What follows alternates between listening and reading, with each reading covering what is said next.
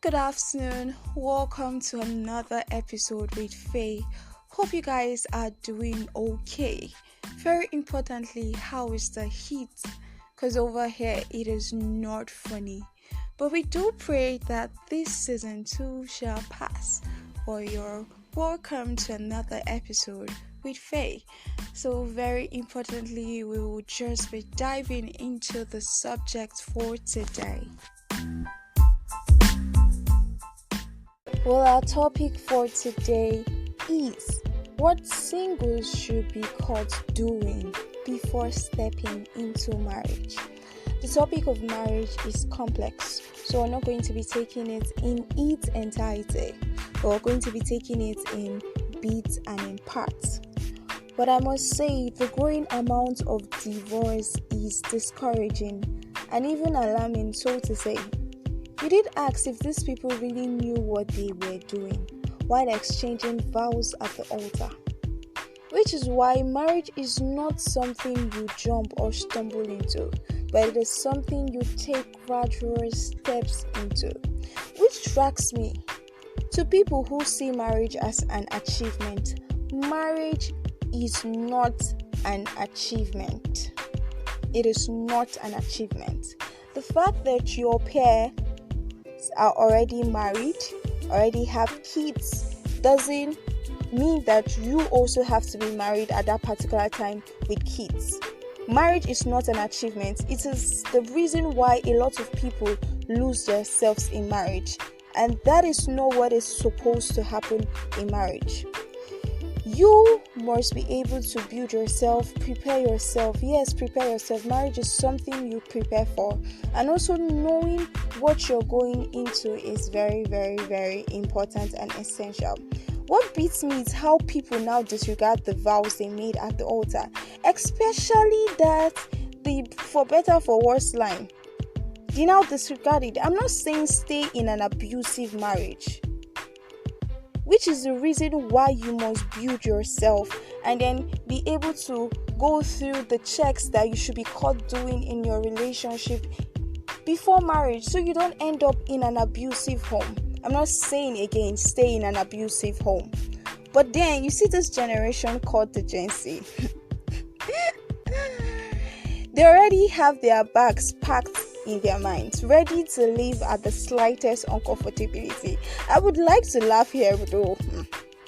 It's a lot of work handling you as a person, like the emotions that comes with you. Sometimes you have mood swings, sometimes you're not happy. So now imagine trying to accommodate another person. That's a whole lot of work. It's a whole lot of work. But what brings in the comfortability that you desire is building yourself before marriage, and then knowing how to handle issues in marriage. Very, very important. And one issue I have with this generation is that even very fixable issues, like very, very fixable issues, you find them leaving their homes for issues like finances, assumption, trust issues, who is shouldering bills, who isn't shouldering bills.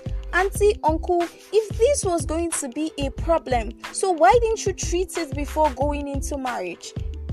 Why didn't you specify that, okay, this was how this was going to be before we got into this? So why not divorcing at the platter of fixable things that should be fixed?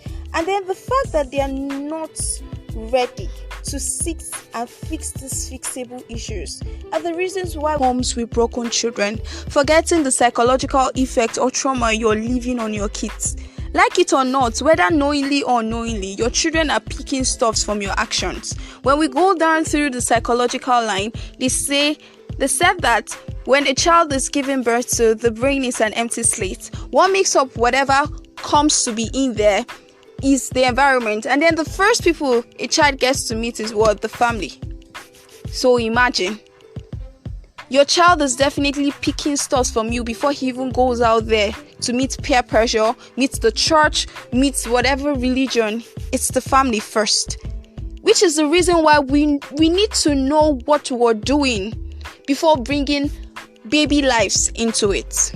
So finding a life partner is beyond the fine face, a glamorous wedding to be admired, and lasting in the mind of people, but it is finding someone that you create a long-lasting, healthy union with, which is why I have brought a few checks for us as singles to go through before we say yes I do at the altar and shining teeth, because it is way beyond that. So now we're starting with the first check. Now before we go into the checks, communication is key, because for you to be able to implement any of these checks, you guys should be able to communicate, because communication is key. If you guys are just doing lovey-dovey without communication, not talking about anything, in marriage, you will have a lot of things to talk about, issues to talk about, that you'd have wished you spoke about this in your relationship or while you guys were dating. So the first check here is financial capability. Very important. You should be caught talking about finances in your relationship. It is very paramount. I am a friend, we're talking, and he was telling me you need money in marriage.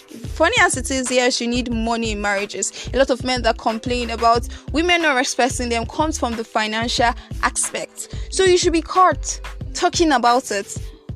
How are we going to take care of finances? How are we going to take care of how to feed? Who is taking care of the bills for the house, or how are we taking care of it? The light bills, the utility bills, children's school fees. Make sure you're caught talking about your finances in your relationship. And secondly, we have character compatibility. Very important. Be caught checking out your partner's character, please. Be caught checking out your partner's character.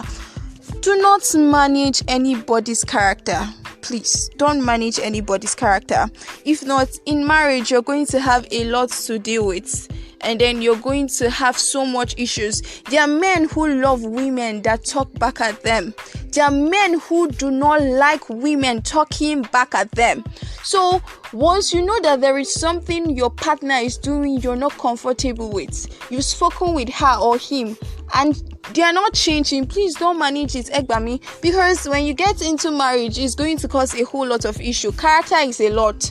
So please be caught checking out the character of your partner. What you can't handle, please do not manage, because in marriage, you might not be able to manage it, or it will end up suffocating you.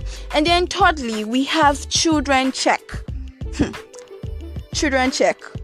In relationship, please, the relationship that is leading to marriage, not the relationship that will be broken in 3 months or yes.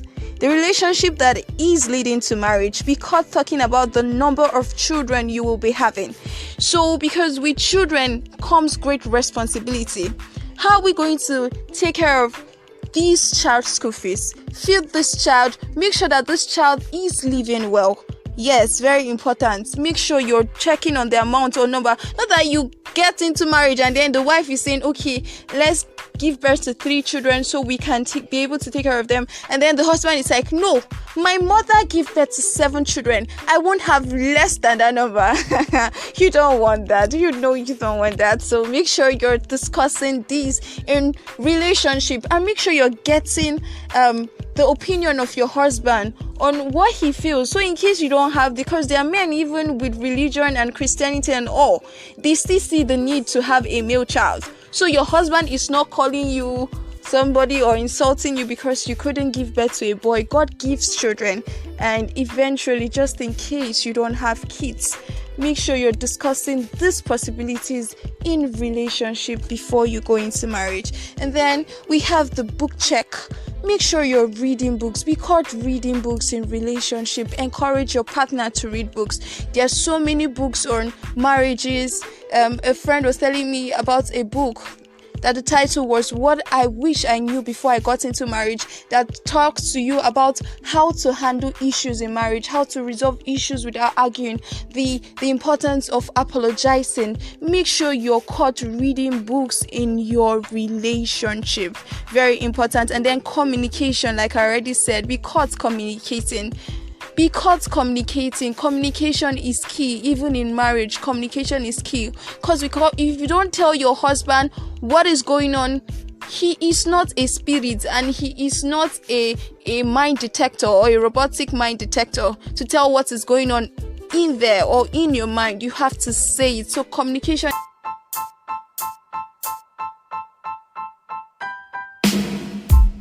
got less productive in marriage. You should be productive in marriage, which is the reason why you as a single, it's important you take note of these checks today. Whereas for me, there is no pressure on this earth or even in hell, or as regards to time or age, that will pressure me into what I can handle or I'm not ready for. Marriage is a gradual process that starts from the relationship end. So make sure you're building yourselves before marriage. Don't say I have to wait till I get married before I can ask some questions, before I can do this, before I can build myself.